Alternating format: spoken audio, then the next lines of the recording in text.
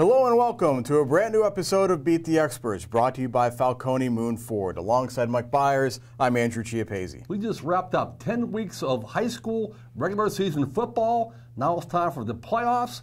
AJ, 9 local teams are playing. Let's break down those games. And let's open with Class 5A, which we have done all season long, where West Allegheny is the number 3 seed in a matchup against McKeesport. It's a rematch of last year's thrilling WPL championship game.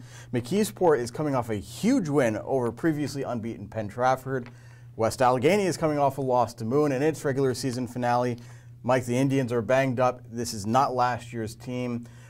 It's hard to bet against Bob Palco and the Indians, but I think McKeesport's going to win this game. AJ, you know what? This might be the best game Friday night in any of the classifications. Like you said, a rematch of last year's exciting 5A championship game. West Allegheny is banged up, and McKeesport is playing really good football right now. In the last 3 weeks, McKeesport has played number 1 seed Penn Trafford. They beat them last week. They played number 4 seed Upper St. Clair and beat them, lost to number 2 seed Gateway. They're a very good football team. I really think that they're going to win this football game at West Allegheny. So while that game may be full of drama, the Class 3A top seed Aliquippa Quips may not have a whole lot of drama in their game. They play South Park. It's a rematch of a regular season game. The Aliquippa won 52-0. That happened last year when Aliquippa played South Park twice and beat them handily twice. I think the same thing happens again here. Quips roll. Yeah, you know what? The Quips are just playing so well on both sides of the ball right now. I'm not sure if it'll be 52-0 again, but I don't think South Park's going to score a point in this football game. Quaker Valley got the number 2 seed, by the way, in Class 3A, which we all expected. They did get a tougher assignment than expected because Derry is 9-1. They're the number 7 seed. Quaker Valley, though, just too good in my mind, even against the Derry team that has 1 loss.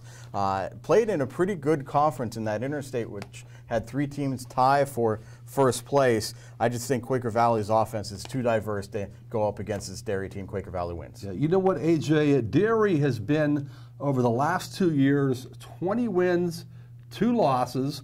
One of their wins last year was a playoff win at home against Central Valley, but the following week they lost to Aliquippa. And so they played 2 teams in the playoffs in the Beaver Valley Conference, and they are not going to beat Quaker Valley at Chuck Knox Stadium. No way.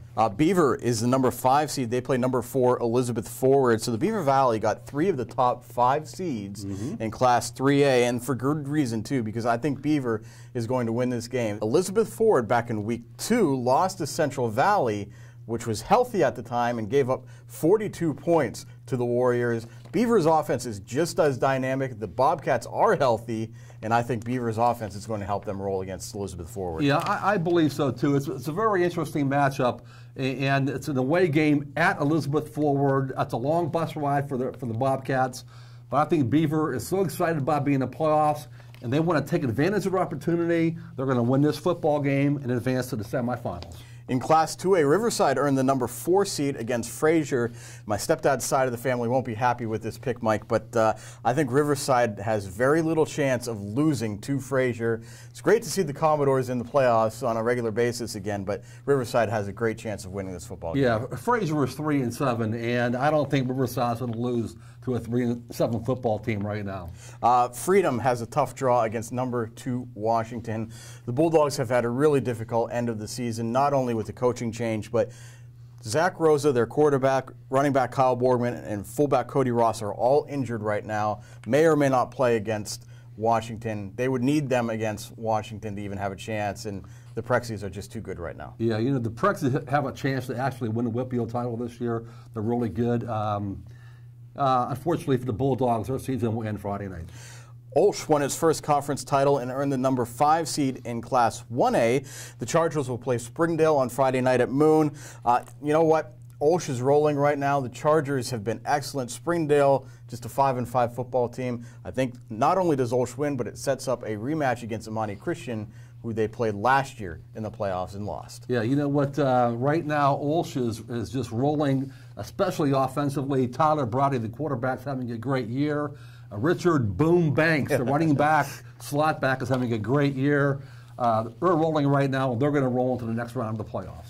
Rochester is the number 6 seed in Class 1A. They go up against West Green. You know, the Pioneers are a pretty good football team. They beat Western Beaver a couple weeks ago, so they have some talent, but they do come out of the Tri-County South, which I have my doubts about. And Rochester is just built for the playoffs with that running game. I think Caleb Collins, Malik Strozier, and Darius Gooseby lead the Rams to a win on Friday night. Yeah. You know what, AJ? West Green and Rochester have two common opponents in recent weeks.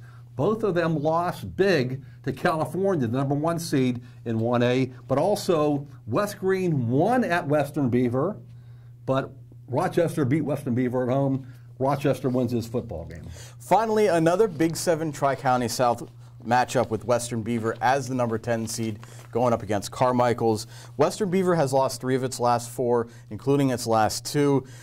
Carmichael's is out of the Tri-County South, which I mentioned just a moment ago as having a poor reputation in these playoffs. A Tri-County South team hasn't won a Whippeal championship game since last 4 decades or so. California may break that streak. Carmichael's is not going to be the team to break that streak. In fact, I think they lose to Western Beaver on Friday. AJ, I agree with you. Western Beaver is going to win this football game on the road. A few weeks ago, I did a story that mentioned some of the Tri-County South's woes in the playoffs in recent years. I forget the exact number, but it's something like 4-20 in the last 5 or 6 years in the playoffs. Western Beaver's a good football team. I know they lost 3 of the last 4, but they're going to win Friday night. That does it for this week's episode of Beat the Experts. You can keep track of all of these games on timesonline.com. And join us at noon Wednesday and noon Thursday for the latest edition of Game On. For Mike Byers, I'm Andrew Chiappesi. That does it for now. We'll see you soon.